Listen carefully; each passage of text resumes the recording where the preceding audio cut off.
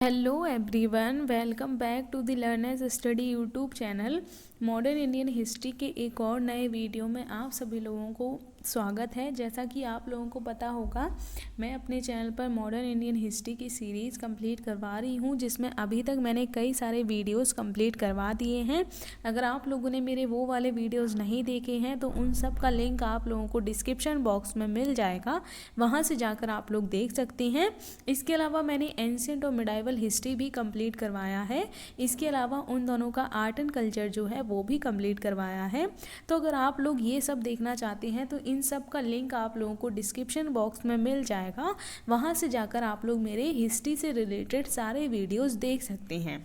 तो जैसा कि आप लोगों को पता होगा, अभी तक मैंने मॉडर्न इंडियन हिस्ट्री में जो अंग्रेज़ों की आर्थिक नीतियां हैं वो करवा रही थी। इसके पहले मैंने आप लोगों को करवाया था कि अंग्रेज़ों ने किस तरीके से भारत में अपने साम्राज्य का विस्तार किया था। उसके बाद फिर हम लोगों ने उनकी आर्थिक नीतियों के बारे में देखा था। लेकिन आज की वीडियो में हम लोग अंग्रेज़ों की प्रशासनिक नीतियों के बारे में देखेंगे, यानी कि भारत में ब्रिटिश काल के दौरान कौन कौन से प्रमुख प्रशासनिक सुधार देखने को मिले, कौन कौन से प्रमुख प्रशासनिक सुधार अंग्रेज़ों ने भारत में किए थे, तो उनके बारे में हम लोग आज की वीडियो में बात करने वाले हैं।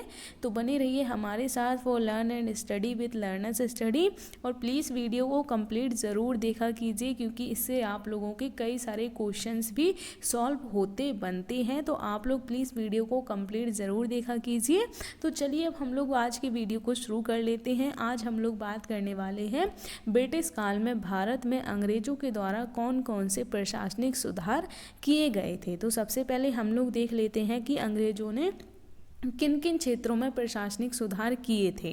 तो हमें दिखाई देता है कि पुलिस, यानी कि जो हमारी पुलिस व्यवस्था है उससे रिलेटेड सुधार हमें दिखाई देते हैं। इसके अलावा जो सेना यानी कि जो आर्मी होती है उससे रिलेटेड उन्होंने सुधार किए थे। इसके अलावा जो सिविल सर्विस, जो सिविल सेवा है, यानी कि जो हमें प्रेजेंट टाइम में ऑल इंडिया सर्विसेज देखने को मिलती हैं, जिनमें हमें 3 तरीके की देखने को मिलती हैं, तो उनकी शुरुआत भी हम लोग देखते हैं कि वो अंग्रेज़ों के टाइम पर ही हुई थी। तो उसमें सिविल सेवा और पुलिस ये दोनों हमें इसी टाइम पे शुरू होती हुई दिखाई देती हैं। तो इनके बारे में हम लोग जानेंगे। इसके बाद फिर न्यायपालिका यानी कि जो जुडिशरी सिस्टम हमें प्रेजेंट टाइम में भी देखने को मिलता है, उसकी शुरुआत भी अंग्रेज़ों के टाइम पे ही हुई थी। यानी कि प्रेजेंट टाइम में हमें जितनी भी जो ये प्रशासनिक जो सिस्टम्स हैं वो देखने को मिलते हैं, जो प्रेजेंट टाइम में भी हमें जो प्रशासनिक व्यवस्था देखने को मिलती है, उसकी नींव जो है वो ब्रिटिश काल में ही भारत में देखने को मिली थी। तो आज की वीडियो में हम लोग इन सब के बारे में डिटेल में देखने वाले हैं। तो चलिए अब हम लोग सबसे पहले बात कर लेते हैं पुलिस के बारे में, यानी कि जो पुलिस व्यवस्था हमें देखने को मिलती है वो किस तरीके से अंग्रेज़ों ने भारत में उसकी नींव डाली थी। तो हम लोग अगर पुलिस के बारे में बात करें तो वॉरेन हेस्टिंग्स ने ज़मींदारों को पुलिस का अधिकार दिया था। यानी कि अगर हम लोग पुलिस के बारे में बात करें तो पुलिस व्यवस्था जो है उसकी शुरुआत वॉरेन हेस्टिंग्स ने की थी। और वॉरेन हेस्टिंग्स ने ज़मींदारों को पुलिस का अधिकार दिया था, यानी कि पुलिस के जो कार्य करने का अधिकार वॉरेन हेस्टिंग्स ने जमींदारों को दिया था। लेकिन अगर हम लोग बात करें जो आधुनिक हमें जो पुलिस स्टेशन देखने को मिलते हैं, उनकी स्थापना कॉर्नवालिस ने की थी। यानी कि वॉरेन हेस्टिंग्स ने जमींदारों को पुलिस का अधिकार दे दिया था कि वो पुलिस वाला काम कर सकते हैं, कानून व्यवस्था बनाए रख सकते हैं। इसके अलावा उस टाइम पे जो प्रमुख इनका पुलिस का काम हुआ करता था वो ये हुआ करता था कि लोगों को डरा धमका के रखना है, ताकि वो किसी भी तरीके के विद्रोह ना कर सकें, किसी भी तरीके का असंतोष ना फैला सके। तो उस टाइम पे जो पुलिस का काम हुआ करता था वो कानून व्यवस्था बनाए रखने से ज़्यादा लोगों को डरा धमका के रखने का हुआ करता था। तो यहाँ पर हम लोग देख सकते हैं कि उस टाइम ज़मींदार जो हैं वो काफ़ी पावरफुल हुआ करते थे। तो इसीलिए वॉरेन हेस्टिंग्स ने ज़मींदारों को ये अधिकार दिया था। लेकिन जो प्रेजेंट टाइम में हमें जिस तरीके के जो पुलिस स्टेशंस की व्यवस्था देखने को मिलती है उसकी शुरुआत हमें कॉर्नवालिस के टाइम पर देखने को मिलती है। ये वही लॉर्ड कॉर्नवालिस है जिसने स्थायी बंदोबस्त जो व्यवस्था है, यानी कि जो भू राजस्व संबंधित जो स्थायी बंदोबस्त की व्यवस्था है, जो मैंने आप लोगों को काफ़ी डिटेल में करवाई थी, वो भी कॉर्नवालिस के द्वारा शुरू की गई थी। तो अब आप लोग मुझे कमेंट बॉक्स में ये बताइएगा कि स्थायी बंदोबस्त की जो व्यवस्था है वो कॉर्नवालिस के द्वारा किस ईयर में स्टार्ट की गई थी और कौन कौन से एरियाज़ में ये स्थायी बंदोबस्त, यानी कि हम लोग स्थायी बंदोबस्त की जो व्यवस्था देखते हैं वो कौन कौन से एरिया में लागू की गई थी। आप लोग इसका आंसर मुझे कमेंट बॉक्स में ज़रूर दीजिएगा। अब हम लोग अगर बात करें, जो पुलिस स्टेशनों का जो पहला प्रयोग किया गया था वो सिंध में किया गया था, यानी कि प्रेजेंट टाइम में हमें सिंध जो है वो पाकिस्तान में देखने को मिलता है। तो उसी सिंध वाले एरिया में हमें सबसे पहला पुलिस स्टेशन बनता हुआ दिखाई देता है। तो यहाँ से आप लोगों के डायरेक्ट क्वेश्चंस बन सकते हैं, तो इन्हें आप लोग ज़रूर अच्छे से याद रखिएगा कि वॉरेन हेस्टिंग्स जो है उसने सबसे पहले ज़मींदारों को पुलिस का अधिकार दिया था कि ज़मींदार जो है वो पुलिस का काम कर सकते हैं। उसके बाद फिर जो प्रेजेंट टाइम में हमें आधुनिक तरीके के जो पुलिस स्टेशन देखने को मिलते हैं उनकी शुरुआत कॉर्नवालिस के द्वारा की गई थी, लॉर्ड कॉर्नवालिस के द्वारा। उसके बाद फिर अगर हम लोग बात करें, जो पुलिस स्टेशन का पहला प्रयोग है वो हमें सिंध में होता हुआ दिखाई देता है। तो ये बातें आप लोग पुलिस के बारे में याद रख सकते हैं। अब आगे हम लोग बात कर लेते हैं सेना के बारे में, यानी कि जो हमें आर्मी देखने को मिलती है हम लोग उसके बारे में बात कर लेते हैं। तो ब्रिटिश भारतीय सेना का जनक स्ट्रेंजर लॉरेंस को माना जाता है। तो सेना जो है उसके बारे में आप लोग बस इतना ही याद रखिएगा कि जो सेना हमें देखने को मिलती है उसका जनक स्ट्रेंजर लॉरेंस को माना जाता है। तो ये बात आप लोग याद रख सकते हैं। अब आगे हम लोग बात कर लेते हैं सिविल सेवा के बारे में, यानी कि जो सिविल सर्विस है उसके बारे में हम लोग बात कर लेते हैं। तो सिविल सेवा का जनक भी जो है वो लॉर्ड कॉर्नवालिस को ही माना जाता है। तो ये भी आप लोग याद रख सकते हैं कि सिविल सेवा का जनक भी लॉर्ड कॉर्नवालिस को ही माना जाता है। इसके अलावा अगर हम लोग बात करें, इसकी जो शुरुआत है वो 1793 में की गई थी, यानी कि जब 1793 में लॉर्ड कॉर्नवालिस ने स्थायी बंदोबस्त व्यवस्था लागू की थी, उसी टाइम हम लोग देखते हैं कि उसने सिविल सेवा का जो काम है वो भी स्टार्ट कर दिया था, यानी कि सिविल सर्विसेज जो हैं, जो सिविल सेवक होते हैं उनकी नियुक्ति भी की जाने लगी थी। तो ये भी आप लोग याद रख सकते हैं। इसके अलावा अगर हम लोग बात करें, उस टाइम पर जो सिविल सेवक हुआ करते थे उनको न्यायिक कार्य करने का भी अधिकार हुआ करता था। हालांकि बाद में उनसे न्यायिक कार्यों को अलग कर दिया गया। तो ये काम भी कॉर्नवालिस ने ही किया था। तो ये आप लोग देख सकते हैं कि कॉर्नवालिस ने सिविल सेवकों से न्यायिक कार्यों को अलग कर दिया था। इसके अलावा अगर हम लोग बात करें, इस टाइम पर जो सिविल सेवक हुआ करते थे उन्हें 15,000 रुपये मासिक वेतन और राजस्व वसूली का 10% हिस्सा दिया जाता था। तो ये भी आप लोग याद रख सकते हैं। उस टाइम पर 15,000 काफ़ी ज़्यादा पैसे हो जाते थे। इसके अलावा इन्हें जो राजस्व वसूल की जाता था, यानी कि भूमि से जो भू राजस्व वसूल किया जाता था उसका 10% भी जो सिविल सेवक हुआ करते थे उनको मिलता था।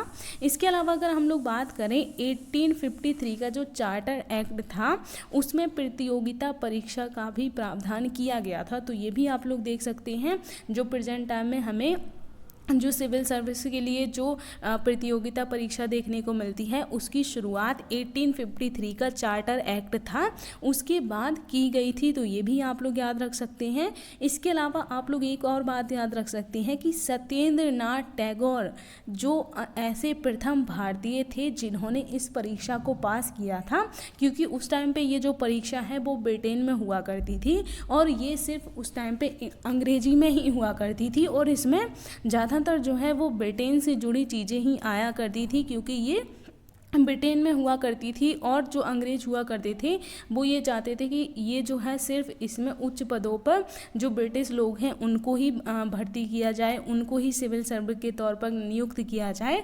लेकिन सत्येंद्र नाथ टैगोर ऐसे पहले भारतीय बने थे जिन्होंने इस परीक्षा को पास किया था, जबकि उस टाइम पर ये जो है वो ब्रिटेन में हुआ करती थी और उस टाइम पर ये सिर्फ अंग्रेजी में ही हुआ करती थी और काफ़ी कठिन परीक्षा हुआ करती थी उस टाइम पर ये। तो आप लोग इनके बारे में भी याद रख सकते हैं। यहाँ से भी डायरेक्ट क्वेश्चन बन सकता है कि सबसे पहले सिविल सेवा जो परीक्षा हुआ करती थी, जो प्रतियोगिता परीक्षा हुआ करती थी, उसको पास करने वाले सत्येंद्र नाथ टैगोर थे, जो कि रविंद्रनाथ टैगोर के फादर देखने को मिलते हैं। तो ये बात भी आप लोग याद रख सकते हैं। इसके अलावा अगर हम लोग आगे बात करें तो 1885 में कांग्रेस की स्थापना के पश्चात नियमित तौर पर प्रतियोगिता परीक्षा का आयोजन भारत में कराने के प्रयास किए जाते रहे हैं। यानी कि अगर हम लोग बात करें कि उस टाइम पर सिर्फ ब्रिटेन में ही हुआ करती थी, लेकिन उसके बाद कई सारे ऐसे प्रयास किए जाते रहे हैं कि सिविल सेवा परीक्षा जो है उसका आयोजन भारत में ही किया जाए और भारतीयों को भी उसमें उच्च पदों पर भर्ती किया जाए, भारतीयों को भी अधिकार दिया जाए। क्योंकि उस टाइम पे अंग्रेज जो है उन्होंने पूरी ये कोशिश कर रखी थी कि भारतीयों को कैसे भी इसमें भर्ती ना किया जा सके। इसीलिए उस टाइम पर जो इसमें एग्ज़ाम देने की एज हुआ करती थी वो भी 19 से 21 वर्ष के बीच में हुआ करती थी।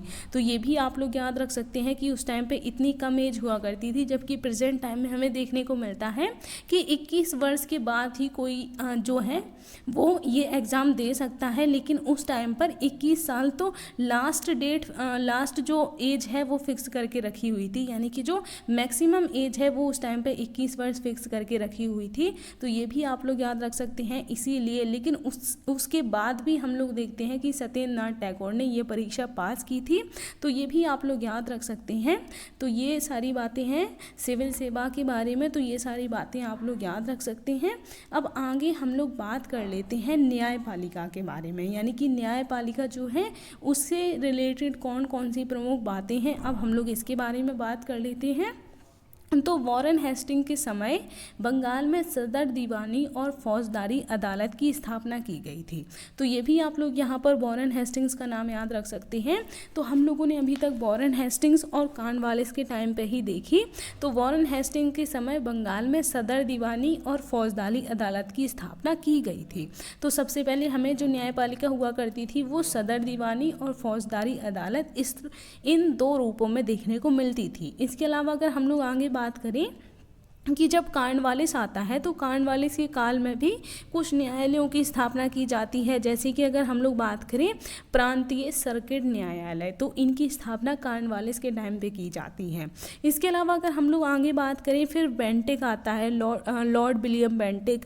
तो बेंटिक के काल में हम लोग देखते हैं कि प्रांतीय और क्षेत्रीय न्यायालयों को समाप्त कर दिया जाता है। इसके अलावा अगर हम लोग बात करें वो जो न्यायालय हुआ करते थे उनमें स्थानीय भाषाओं को महत्व देने के बारे में भी कहता है। इसके अलावा अगर हम लोग बात करें भारतीयों को भी निचले स्तर पर जज बनाया जाने लगा था। तो ये सारी जो प्रावधान थे वो विलियम बेंटिक के टाइम पे हमें देखने को मिलते हैं। तो आप लोग इन्हें याद रखिएगा कि सबसे पहले वॉरेन हेस्टिंग्स आता है तो वो सदर दीवानी और फौजदारी अदालत की स्थापना करता है। उसके बाद फिर हम लोग देखते हैं कि कॉर्नवालिस आता है, उसके टाइम पे भी कुछ न्यायालयों की स्थापना होती है जिन्हें हम लोग प्रांतीय सर्किट न्यायालय कहते हैं। उसके बाद फिर जब वो जो बेंटिक है वो आता है तो वो प्रांतीय और क्षेत्रीय न्यायालय जितने भी हुआ करते थे उन सबको समाप्त कर देता है। इसके अलावा वो और क्या करता है तो वो न्यायालयों में जो स्थानीय भारतीय भाषाएं हुआ करती थी उनको महत्व देता है। इसके अलावा भारतीयों को भी निचले स्तर पर जज बनाए जाने का भी प्रावधान करता है। तो ये सारी बातें हम लोग बेंटिक के टाइम पे देखते हैं। उसके बाद फिर कैनिंग आता है, लॉर्ड कैनिंग। तो कैनिंग के काल में हम लोग देखते हैं इंडियन हाई कोर्ट का प्रावधान किया जाता है। तो ये भी आप लोग याद रख सकते हैं कि हाई कोर्ट बनाने का जो प्रावधान है वो लॉर्ड कैनिंग के टाइम पे किया गया था। उसके बाद फिर हम लोग देखते हैं 1925 में संघीय न्यायालय बनाने का प्रावधान किया जाता है। और यही जो संघीय न्यायालय है वो बाद में जाके, यानी कि बाद में हम लोग देखते हैं कि जो हमारा सुप्रीम कोर्ट है, सर्वोच्च न्यायालय है, वो यही संघीय न्यायालय हुआ करता था। तो ये भी आप लोग याद रख सकते हैं। सबसे पहले संघीय न्यायालय बनाने का जो प्रावधान है वो 1935 में किया गया था। इसके बाद फिर अगर हम लोग बात करें 1859 से 1860 तक हम लोगों को देखने को मिलता है कि जितने भी हमें प्रेजेंट टाइम में जो आधुनिक कानून देखने को मिलते हैं उन सब का भी संकलन किया गया था, जैसे कि आईपीसी, सीपीसी, सीआरपीसी। तो ये जितने भी कानून हमें देखने को मिलते हैं प्रेजेंट टाइम में भी, इन सब की शुरुआत अंग्रेज़ों के टाइम पे ही की गई थी। तो ये सारी बातें आप लोग न्यायपालिका के बारे में भी याद रख सकते हैं। न्यायपालिका में हमें कई सारे जो वायसराय हैं, गवर्नर जनरल हैं, वो देखने को मिलते हैं।